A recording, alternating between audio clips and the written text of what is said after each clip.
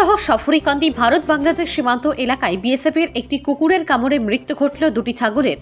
জানা যায় ওই এলাকায় প্রায় সময়ই বিএসএফের কুকুর গরু এবং ছাগলকে কামড় দেয়। পাশাপাশি এলাকাবাসীরা সেই কুকুরটিকে মারতে চাইলে বিএসএফ জওয়ানরা নাকি তাদেরকে বাধা দেয়। আজ ওই এলাকার এক ব্যক্তির দুটি ছাগলকে কামড় দেয় বিএসএফের কুকুর, যার ফলে ঘটনাস্থলে প্রাণ হারায় ওই দুটি ছাগল। অচিরেই ইরানি থানায় এলাকাবাসীরা বিএসএফের বিরুদ্ধে একটি লিখিত আকারে অভিযোগ দায়ের করবে বলে জানায় এলাকাবাসী। পাশাপাশি এলাকাবাসীরা উক্ত বিষয় নিয়ে সংবাদ মাধ্যমের দ্বারস্থ হয়। কৈলাসহর থেকে শুভঙ্কর দাসের রিপোর্ট, আরটিভি ত্রিপুরা। ছাগলগুলো মারা গেছে আপনার আমার কয়েকদিন আগে কয়েকটা ছাগল কুকুরে খাইছে।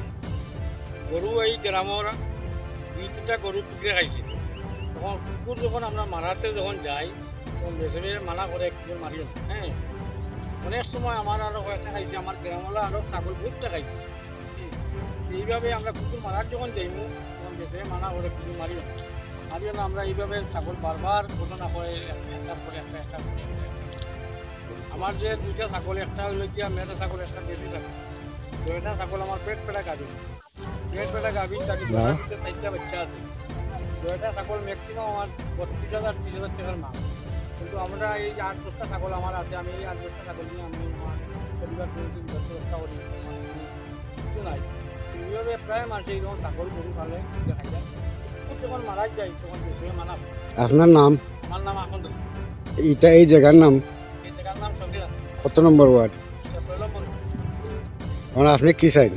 আমি আমার এই ছাগল দিয়ে আমি এখন আইনের রাস্তা লইমু, লইয়া আমি দেখুন আমার কোনো খাই থাকি আমি খাইনি, আইনের রাস্তা থাকি খাই দিবি তো খাইলাম, আর না খাইলে তো এইভাবে বারবার ঘটনা হইব, বারবার মানুষ খাই থাকি।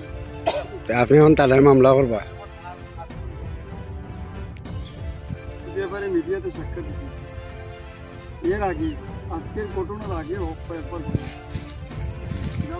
লেখের পরে এইভাবে যদি ঘটনা হইতে থাকে তাইলে এটা কীভাবে মানে কুকুর ঠিক আছে বাওয়ালি এই কথা আমি মানি। কুকুরের চক্কর দিয়া ঘুরিয়া আইয়ে বিএসএফের রাস্তা হইয়া এইতে কুকুরে আসে। এখান থেকে বিএসএফ কর্তৃপক্ষ দৌড়াইয়া যদি লাঠি মারিয়া তারা বিচার করে দেখতে তো পারে, এটা তারা কেন? আমি কর্তৃপক্ষর কাছে হইতেছি, এটা করলেন তো এখানে আসতাম এই একটা এখানে। যার ধরুন আজকে ঘটনা করছে তান মোহাম্মদ আহমদ আলী মিয়ার 2টা ছাগল মারছে, এর আগেও তান আরও মারছে 2-3টে। যে কয়েকদিন আগে গরু খাইছে এখানে আমরা গ্রামে। যার ধরুন তান আজকে যেভাবে ঘটনা হয়েছে গ্রামবাসী গাই প্রায় 25,000 টাকা এবার আগে ফালাকান্দি অন্তর গিয়া গরু একটা মারছে, প্রায় মানে 15-20,000 টাকা পাকাচ্ছি। আমরা যখন কুকুর মারতে আইতেছি মানা করে কুকুরটা মারিও না, কিন্তু কুকুর আমরা খাওয়ান দিয়ে রাখি, খাওয়ান দিয়ে খালি আয় যায় আমার লগে ওদারে আমরা কুকুরের বেলেগ মাল আমরা বুকে আমরা বুঝবাই এরকম তারা কুকুরটা সঙ্গে সব আনে, তারা বিস্কুটটা খাওয়াই তারা লগে কুকুর দৌড়ে আমার লগে দৌড়ে না, আমরা সেটা পাবে কয়েকদিন আমরা লাঠি এটা নিয়ে আসি, কয় এটা মারি না এটা আমরা গরু ছাগল খাই না, এরকম মানা করছি। এখন আমরা আইনের সাথে এখন মানে কি করা যায় এটা আর তখন আর বোঝা যায় না, বহুত কিছু আমরা করছি। ঠিক আছে, গরু আছে ক্ষেতের মধ্যে ঘুরে 100-150 গরু, ছাগল আমার নিজেরও আছে ছাগল গরু।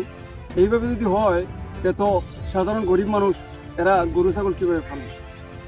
এটাই আমার মানে সাক্ষাতের আলোচনা শেষ করব।